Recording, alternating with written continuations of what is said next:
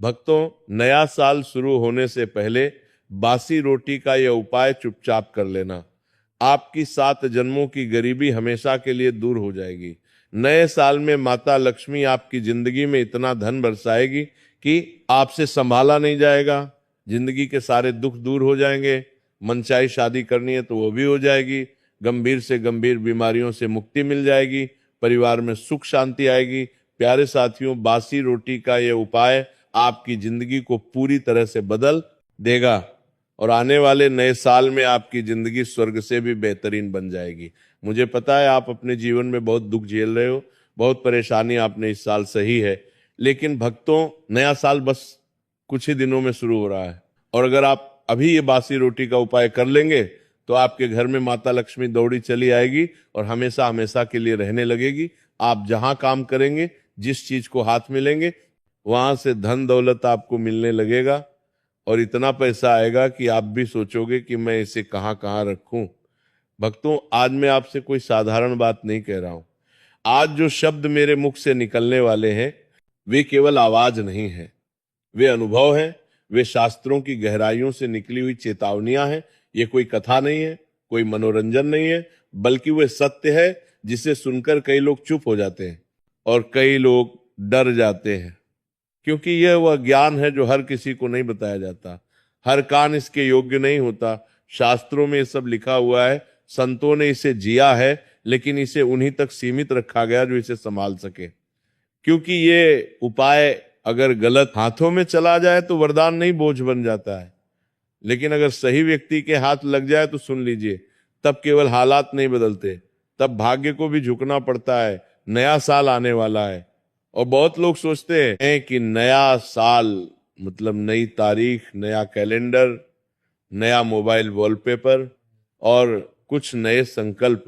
लेकिन जो जीवन को समझता है, जो कर्म को पहचानता है, वह जानता है कि नया साल केवल दिन नहीं बदलता। नया साल पुराने कर्मों का वही खाता खोलता है जो आपने वर्षों में बोया है, वही इस नए साल में उगने वाला है। कुछ लोगों के लिए नया साल अवसर बनकर आता है और कुछ के लिए चेतावनी बनकर। इसलिए अगर हर साल नया साल आता है और आपकी हालत वही की वही रहती है तो दोष समय का नहीं है, दोष किस्मत का भी नहीं है, दोष आपके कर्मों का है। अगर आपके जीवन में गरीबी पीछा नहीं छोड़ रही, चाहे आप कितना भी मेहनत कर ले, चाहे दिन रात खप जाए, फिर भी पैसा हाथ में टिकता नहीं, अगर कर्ज उतरने का नाम नहीं ले रहा, एक जाता है तो दूसरा सिर पर बैठ जाता है, अगर विवाह की बात बनते बनते टूट जाती है, रिश्ते आते हैं लेकिन टिकते नहीं, बार बार अपमान और निराशा हाथ लगती है, अगर शत्रु बिना कारण नुकसान पहुंचा रहे हैं, बदनामी हो रही है, झूठे आरोप लग रहे हैं और आप समझ ही नहीं पा रहे कि किसका दोष है, या फिर शरीर दवा खाकर भी ठीक नहीं हो रहा, इलाज चलता है लेकिन राहत नहीं मिलती, मन भारी रहता है, नींद नहीं आती, तो उस समय अपने भाग्य को मत कोसिए। उस समय समझ लीजिए कि दोष भाग्य का नहीं है, दोष आपके कर्मों का है। और कर्म सुधारने का सबसे सरल मार्ग कोई कठिन तपस्या नहीं है, कोई महंगा यज्ञ नहीं है, कोई दिखावटी पूजा नहीं है। कर्म सुधारने का सबसे पहला और सबसे मूल रास्ता है अन्न का सम्मान। शास्त्र कहते हैं कि जिस व्यक्ति ने अन्न को समझ लिया उसने जीवन को समझ लिया, और जिसने अन्न का अपमान किया उसने अनजाने में अपने भाग्य का अपमान कर दिया। बासी रोटी इस शब्द को सुनते ही बहुत लोगों के मन में घृणा आती है। लोग इसे तुच्छ समझते हैं, बेकार समझते हैं, फेंक देने योग्य समझते हैं। लेकिन ध्यान से सुनने, बासी रोटी तुच्छ नहीं है, बासी रोटी तपस्या है। यह अन्न की परीक्षा है।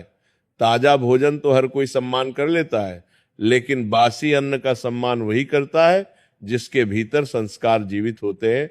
शास्त्रों में साफ लिखा है कि जिस घर में बासी अन्न का अपमान होता है उस घर में लक्ष्मी प्रवेश तो कर सकती है लेकिन टिकती नहीं। वो आती है, देखती है और चुपचाप लौट जाती है। और इसके उलट जिस घर में बासी अन्न का सदुपयोग होता है, जहां रोटी को केवल पेट भरने की चीज नहीं बल्कि ईश्वर का प्रसाद माना जाता है, वहां दरिद्रता डर कर भागती है, वहां गरीबी टिक नहीं पाती, वहां कर्ज जड़ नहीं पकड़ पाता, वहां दुर्भाग्य ठहर नहीं पाता, क्योंकि अन्न के साथ जुड़ी हुई ऊर्जा सीधी कर्म फलदाता तक जाती है। लेकिन ध्यान रखिए, ये कोई हल्का उपाय नहीं है, ये कोई खेल नहीं है। इसलिए इसे करने से पहले कुछ कठोर नियम है, जिन्हें तोड़ दिया तो उपाय निष्फल ही नहीं होगा, उल्टा प्रभाव भी दिखा सकता है। पहला नियम, ये उपाय गुप्त रहेगा। जिस दिन आपने किसी को बता दिया उसी दिन इसका प्रभाव टूटने लगता है। दूसरा, इसे हंसी मजाक में नहीं करेंगे क्योंकि कर्म मजाक नहीं समझता। तीसरा, मोबाइल हाथ में लेकर वीडियो देखते हुए, बातें करते हुए ये उपाय नहीं होगा। चौथा, इसे करते समय मन में जरा सा भी संशय आया कि पता नहीं होगा या नहीं, तो उसी क्षण उपाय की शक्ति समाप्त हो जाती है। और पांचवा नियम, यह उपाय वही करे जो सच में परेशान है, दिखावे के लिए नहीं। याद रखिए, ईश्वर शब्द नहीं देखता, भावना देखता है। कर्म दिखावा नहीं समझता, नियत समझता है। और अन्न कभी झूठ स्वीकार नहीं करता। भाइयों और बहनों, अब मैं जिस विषय पर बोलने जा रहा हूं वह केवल धन का नहीं है, यह केवल उधार का नहीं है, ये उस पीड़ा का विषय है जिसे वही समझ सकता है जिसने कर्ज का बोझ अपने सीने पर रखा हो। कर्ज केवल जेब को खाली नहीं करता, कर्ज इंसान की आत्मा को भी तोड़ देता है। कर्ज वाला आदमी दिन में हंसता है लेकिन रात को जागता है। उसके घर में सब कुछ होता है फिर भी शांति नहीं होती। और सबसे बड़ी पीड़ा ये होती है कि वह चाहे कितना भी मेहनत कर ले, पैसा आता है और फिसल जाता है जैसे हाथ में रेत। शास्त्र कहते हैं कर्ज केवल आर्थिक समस्या नहीं है, यह पूर्व जन्मों के कर्मों का बंधन होता है। इसीलिए कई बार ऐसा होता है कि आदमी ईमानदार होता है, मेहनती होता है, फिर भी कर्ज उतरता नहीं, क्योंकि वहां हिसाब इस जन्म का नहीं चल रहा होता, वहां पुराने कर्म अपना हिस्सा मांग रहे होते हैं। और जब तक कर्म से कर्म नहीं काटा जाता तब तक पैसा काटने से कुछ नहीं होता। अब ध्यान से सुनिए, कर्ज से मुक्ति का ये उपाय कोई जादू नहीं है, ये कर्म का संतुलन है। इसमें ना तंत्र है, ना दिखावा है, ना ऊंची आवाज में मंत्र है। ये उपाय चुप्पी से किया जाता है, क्योंकि कर्ज की जड़ भी चुपचाप ही घर में बैठी होती है। ये उपाय शनिवार की सुबह किया जाता है। शनिवार कर्म फलदाता का दिन, उसी दिन जब इंसान अपने कर्म को स्वीकार करता है तभी शनि कृपा करते हैं। सुबह सूरज निकलने से पहले उठना है, उस समय वातावरण शुद्ध होता है और मन अब भी संसार के बोध से भरा नहीं होता। अब एक बासी रोटी लीजिए, ध्यान रखिए, वही रोटी जो रात की बची हुई हो, वही रोटी जिसमें आपके घर की ऊर्जा बसी हो, बाजार की रोटी नहीं, होटल की रोटी नहीं, अपने घर की। अब उस बासी रोटी पर काले तिल रखिए। काले तिल कोई सामान्य दाना नहीं है। शास्त्रों में काले तिल को कर्ज का भक्षक कहा गया है। काले तिल कर्मों का भार अपने ऊपर ले लेते हैं, इसलिए हर पितृकर्म, हर शनि दोष, हर कर्ज मुक्ति में काले तिल का प्रयोग होता है। ये केवल प्रतीक नहीं है, ये ऊर्जा का माध्यम है। अब उस रोटी को लेकर घर से बाहर जाए, किसी को बताए बिना रास्ते में किसी से बात नहीं करनी है, मोबाइल हाथ में नहीं होना चाहिए। मन शांत रखें, सीधे पीपल के पेड़ के पास जाइए। पीपल वो वृक्ष है जहां पृथ्वी की नकारात्मक ऊर्जा खींचकर चली जाती है। पीपल के नीचे बैठा हुआ कर्म कभी खाली नहीं जाता। पीपल के नीचे उस बासी रोटी को रख दीजिए। और अब ध्यान से सुनिए, बोलना बहुत कम है, ऊंची आवाज में कुछ नहीं कहना, केवल मन ही मन या बहुत धीमे स्वर में इतना कहना है, हे कर्म फलदाता, मैंने जाने या अनजाने जो भी कर्म किए उनके कारण जो बंधन मुझ पर चढ़ा है उसे अब काट दीजिए। मैं कर्ज नहीं, कर्तव्य निभाना चाहता हूं। बस इसके बाद वहां खड़े नहीं रहना है, पीछे मुड़कर नहीं देखना है। ये पीछे ना देखना बहुत बड़ा संकेत है। इसका अर्थ है जो चला गया उसे वापस मत बुलाओ। जैसे ही आप पीछे देखते हैं आप फिर उसी समस्या से जुड़ जाते हैं। अब समझिए, इसका फल, इस उपाय के बाद चमत्कार ये नहीं होगा कि अगले दिन लॉटरी लग जाएगी। नहीं, शास्त्र ऐसा झूठ नहीं सिखाते। चमत्कार ये होगा कि रास्ते खुलने लगेंगे, कहीं से पैसा आने का मार्ग बनेगा, कोई रुका हुआ भुगतान वापस आएगा, कोई ऐसा व्यक्ति मदद करेगा जिसकी आपने कल्पना नहीं की होगी। कई बार उधार देने वाला स्वयं शांत हो जाता है। कई बार कर्ज चुकाने की व्यवस्था अपने आप बनने लगती है। और सबसे बड़ा चमत्कार ये होता है कि अब पैसा टिकने लगता है और व्यय के बीच संतुलन आने लगता है, मन का बोझ हल्का होने लगता है।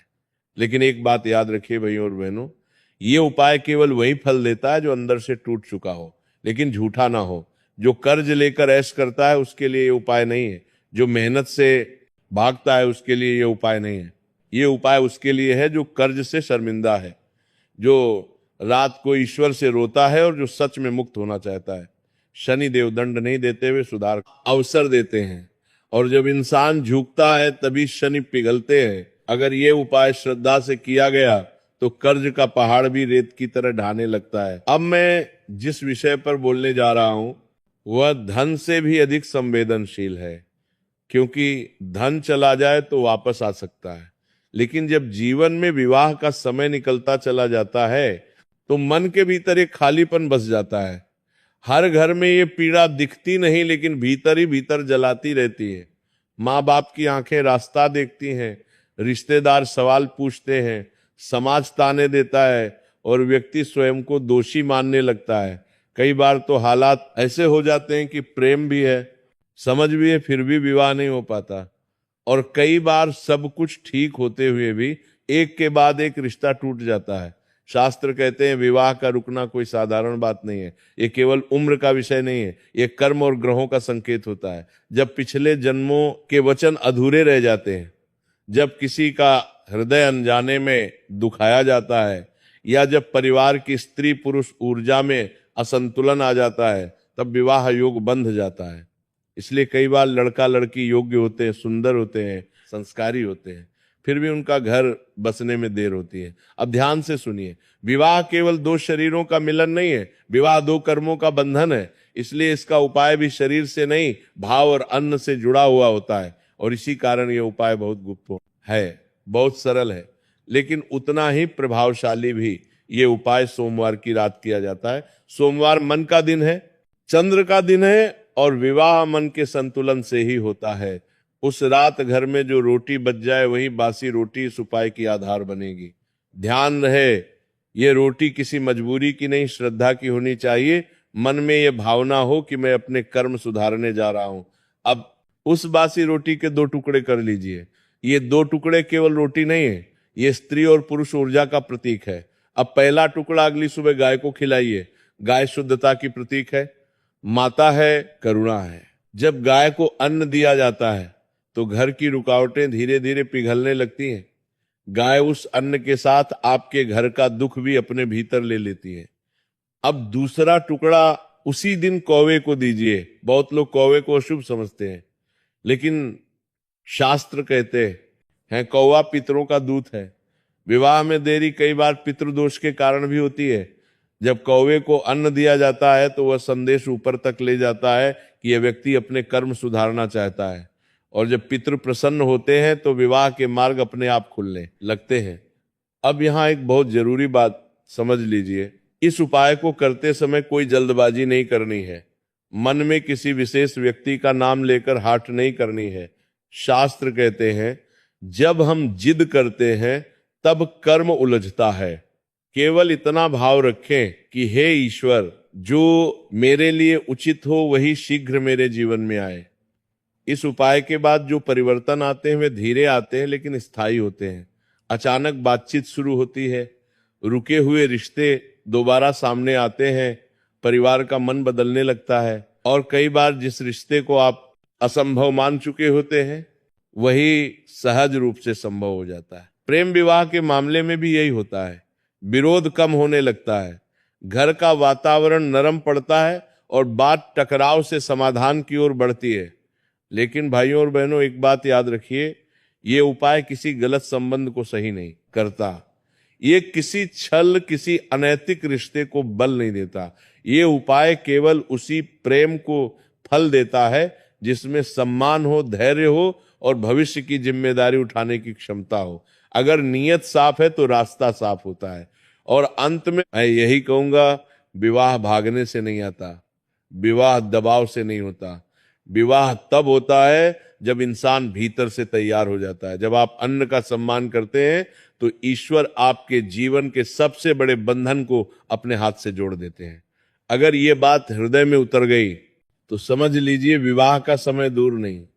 भाइयों और बहनों, अब जो बात मैं कहने जा रहा हूं उसे सुनते समय मन में हलचल होगी। कुछ लोगों को ये बात भारी लगेगी, कुछ को डराएगी और कुछ को भीतर से झक छोड़ देगी, क्योंकि ये विषय केवल धन का नहीं है, ये दरिद्रता की आत्मा का विषय है। गरीबी केवल जेब की स्थिति नहीं होती, गरीबी एक अवस्था है, एक संस्कार है जो पीढ़ियों तक चलता है। आपने देखा होगा, एक ही घर में जन्मे दो भाई, एक बहुत आगे बढ़ जाता है और दूसरा जीवन भर संघर्ष करता रहता है। वहां फर्क मेहनत का नहीं होता, वहां फर्क कर्म और अन्न के व्यवहार का होता है। शास्त्र बहुत स्पष्ट कहते हैं, दरिद्रता तब आती है जब लक्ष्मी नाराज नहीं बल्कि उदास हो जाती है, और लक्ष्मी तब उदास होती है जब घर में अन्न का अपमान होता है, श्रम का अपमान होता है, और जो मिला है उसके लिए कृतज्ञता नहीं होती। बहुत लोग कहते हैं हम तो ईमानदार हैं फिर भी गरीब हैं, लेकिन शास्त्र कहते हैं ईमानदारी पर्याप्त नहीं होती, संस्कार भी चाहिए, और संस्कार का पहला संकेत है अन्न के प्रतिभाव। अब ध्यान से सुनिए, बासी रोटी कोई साधारण चीज नहीं है, ये उस अन्न का अंतिम रूप है जिसने आपको जीवित रखा, ताकत दी और अब भी आपके घर में पड़ा है। ये अन्न की अंतिम परीक्षा है। ताजा भोजन का सम्मान तो हर कोई करता है, लेकिन बासी रोटी का सम्मान वही करता है जिसके भीतर लक्ष्मी को रोकने की पात्रता होती है। इसलिए संत कहते हैं, बासी रोटी को फेंकने वाला व्यक्ति अनजाने में अपने भाग्य को फेंक देता है। अब इस उपाय को समझिए, लेकिन शब्दों से नहीं, भाव से समझिए। ये उपाय धन बुलाने का नहीं है, ये उपाय गरीबी को विदा करने का है, क्योंकि जब तक गरीबी जाती नहीं तब तक धन आता भी है तो ठहरता नहीं। ये उपाय गुरुवार या शनिवार की रात किया जाता है। ये रात इसीलिए चुनी जाती है क्योंकि रात मन की सच्चाई बाहर लाती है। दिन में इंसान झूठ बोल लेता है, लेकिन रात में उसका मन स्वयं से झूठ नहीं बोल पाता। उस रात घर में जो रोटी बच जाए वही बासी रोटी साधना का आधार बनेगी। ध्यान रखिए, इस रोटी को बोझ मत समझिए, इसे ऐसे देखिए जैसे ये आपके जीवन का संदेशवाहक हो। अब उस रोटी पर थोड़ा सा गुड़ रखिए। गुड़ केवल मिठास नहीं है, ये जीवन की कटुता को स्वीकार करने का प्रतीक है। ये संकेत है कि आप जीवन में आई कठिनाइयों को भी स्वीकार करते हैं और उनसे भागना नहीं चाहते। उसके बाद उस रोटी पर चावल के कुछ दाने रखिए। चावल पूर्णता और निरंतरता का संकेत है। यह दर्शाता है कि आप आधे रास्ते से लौटने वाले नहीं हैं। अब इस रोटी को हाथ में लेकर कुछ क्षण रुक जाइए, आंखें बंद करिए और अपने जीवन को याद कीजिए। कहां कहां पैसा आया और कहां कहां बह गया, कहां मेहनत की और कहां परिणाम नहीं मिला। और फिर मन ही मन यह स्वीकार कीजिए कि कहीं ना कहीं मुझसे भी भूल हुई है। यही स्वीकार इस उपाय की आत्मा है। अब सूर्योदय से पहले घर से बाहर निकल जाइए, किसी को बताए बिना। यह गुप्तता इसलिए आवश्यक है क्योंकि लक्ष्मी दिखावे से नहीं आती। रास्ते में किसी से बात नहीं करनी है, मोबाइल नहीं देखना है। मन को शांत रखते हुए ऐसे चलिए जैसे आप कोई भारी बोझ उतारने जा रहे हो। अब किसी ऐसे स्थान पर जाइए जहां गाय का आना जाना होता हो। गाय इस धरती पर चलती हुई करुणा है।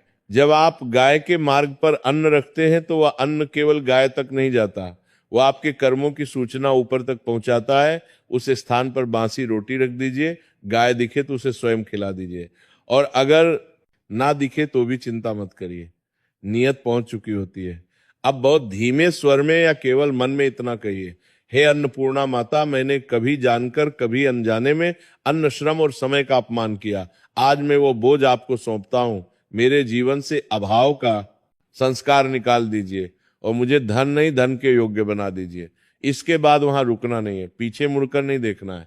ये पीछे ना देखना बहुत गहरा संकेत है। इसका अर्थ है अब आप पुराने अभाव को दोबारा देखने नहीं जा रहे। अब समझिए इसका प्रभाव। ये उपाय आपको अचानक अमीर नहीं बना देगा, लेकिन ये आपको गरीब रहना असंभव बना देगा।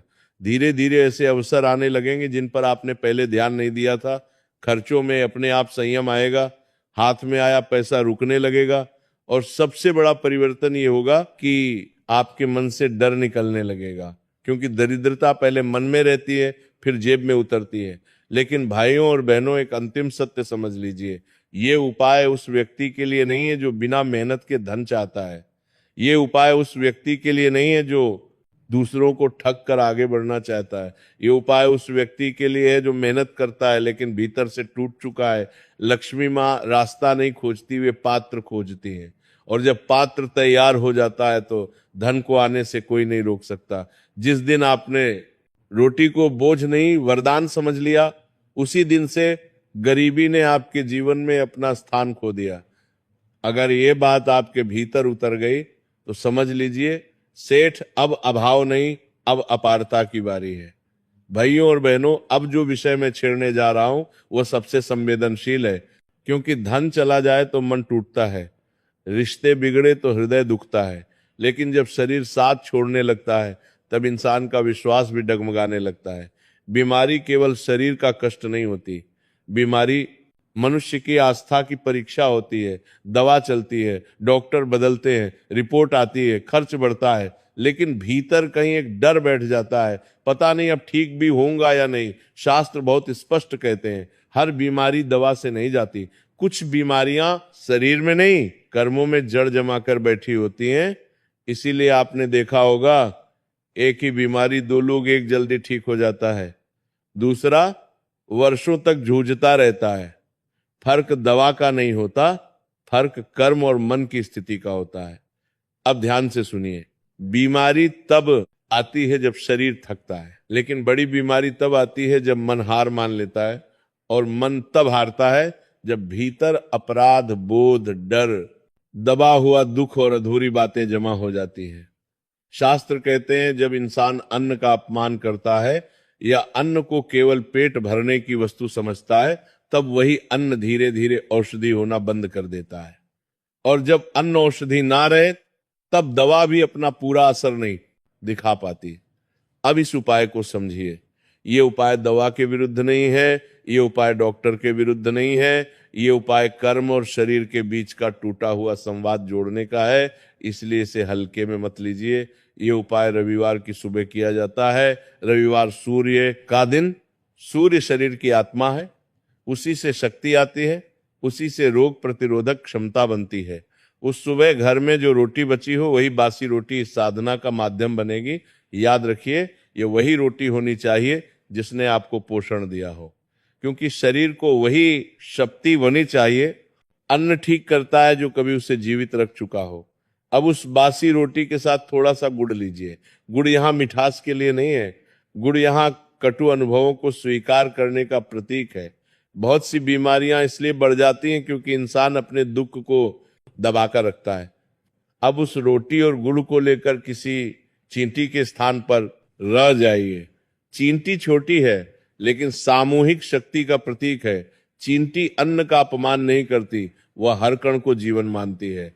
अब उस बासी रोटी को वहां रख दीजिए और अब बहुत ध्यान से सुनिए। इस क्षण मन में कोई शिकायत नहीं होनी चाहिए, न बीमारी से न ईश्वर से, न अपने भाग्य से। केवल एक स्वीकार होना चाहिए।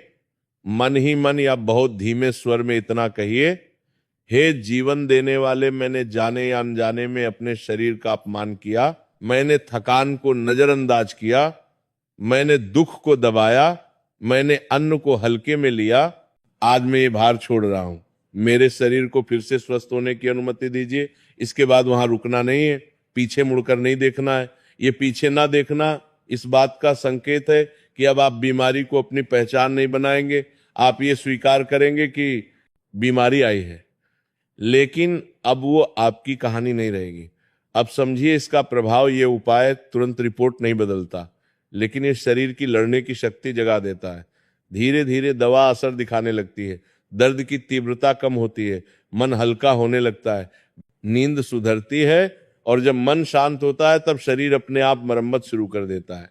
बहुत लोग पूछते हैं, क्या इससे बड़ी बीमारी भी ठीक हो सकती है? शास्त्र उत्तर देते हैं, जब मनुष्य जीने का निर्णय कर ले तो शरीर उसका साथ छोड़ने की हिम्मत नहीं करता। लेकिन भाइयों और बहनों, एक बात बहुत स्पष्ट समझ लीजिए, ये उपाय उसी पर असर करता है जो बीमारी को अपना अंत नहीं मानता, बल्कि उसे एक संदेश मानता है। जो व्यक्ति भीतर से कह देता है अब मैं हार गया, उसके लिए कोई उपाय नहीं चलता। पर जो व्यक्ति कहता है मैं अभी जीवित हूं, उसके लिए ईश्वर भी रास्ता बना देते हैं। बीमारी दंड नहीं है, बीमारी संकेत है, और जो संकेत को समझ लेता है वो पीड़ा से आगे निकल जाता है। जिस दिन आपने अन्न को फिर से औषधि मान लिया, उसी दिन से आपके शरीर ने ठीक होने की प्रक्रिया शुरू कर दी। अगर ये बात आपके भीतर उतर गई तो समझ लीजिए, सेठ बीमारी चाहे कितनी भी बड़ी हो, आत्मा के सामने वह टिक नहीं सकती। 2026 आपके लिए कैसा रहेगा, ये ग्रह तय नहीं करते, ये भाग्य अकेले तय नहीं करता, ये आप तय करते हैं अपने भाव, अपने संकल्प और अपने कर्म से। अब ध्यान से सुनिए। अगर आप चाहते हैं कि 2026 में धन की चिंता कम हो, स्वास्थ्य डगमगाए नहीं, रिश्तों में मिठास बनी रहे और मन हर सुबह हल्का महसूस करें, तो इसके लिए कोई कठिन साधना नहीं है। इसके लिए केवल एक शांत, सच्चा और सरल उपाय है। अपने पुराने वर्ष को सम्मान के साथ विदा करना। नए साल से एक दिन पहले की रात घर में जो रोटी बच जाए, वही बासी रोटी इस संकल्प की साक्षी बनेगी। इसे देखते समय मन में कोई नकारात्मक भाव मत लाना।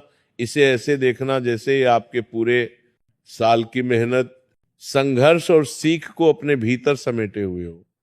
अब इस रोटी के साथ 3 चीजें जोड़िए, लेकिन भाव के साथ थोड़ा सा गुड़, ताकि 2026 में जीवन की मिठास बनी रहे। कुछ चावल के दाने ताकि काम अधूरे ना रहे, और एक छोटा सा तिल ताकि पुराने बोझ हल्के हो जाए। अब इस रोटी को हाथ में लेकर आंखें बंद कीजिए और अपने आप से बहुत प्यार से इतना कहिए, मैंने जितना किया उतना कर पाया। जहां गलत हुआ वहां सीख ली, जहां टूटा वहां मजबूत हुआ। अब मैं नए साल में हल्के मन से प्रवेश करना चाहता हूं। बस यही भाव पर्याप्त है। अब अगले दिन सूर्योदय से पहले ये रोटी लेकर घर से बाहर निकल जाइए। किसी को बताए बिना बिना जल्दबाजी। ऐसे चलिए जैसे आप अपने जीवन की एक भारी थकान उतारने जा रहे हो। किसी ऐसे स्थान पर जहां पशु या पक्षी आते हो, वहां ये रोटी रख दीजिए या खिला दीजिए, और मन ही मन बहुत सरल शब्दों में कहिए, हे जीवन देने वाले 2026 में मेरे जीवन में संतुलन बनाए रखना। जहां आवश्यकता हो वहां अवसर देना, जहां कमजोरी हो वहां समझ देना, और जहां खुशी मिले वहां कृतज्ञ रहना सिखाना। इसके बाद शांति से लौट आइए, पीछे मत देखिए, क्योंकि पीछे देखने का अर्थ है पुराने बोझ को फिर उठाना। आप समझिए इसका सुंदर फल 2026 में सब कुछ परफेक्ट नहीं होगा, लेकिन सब कुछ संभालने लायक होगा। धन आएगा और जरूरत के समय साथ देगा, स्वास्थ्य साथ देगा, और अगर कभी डगमगाया तो जल्दी संभल जाएगा। रिश्तों में मतभेद होंगे लेकिन दूरी नहीं बनेगी, और सबसे बड़ी बात, आपका मन हर स्थिति में मजबूत रहेगा। और भाइयों और बहनों, यही असली सब कुछ बढ़िया होना है, क्योंकि जिसके पास शांति है उसके पास सब कुछ है, और जिसके पास धैर्य है उसके लिए हर साल अच्छा होता है। 2026 आपके लिए डर नहीं, दौड़ नहीं, दबाव नहीं, बल्कि संतुलन, स्थिरता और सुकून लेकर आए। साथियों, आपका धन्यवाद।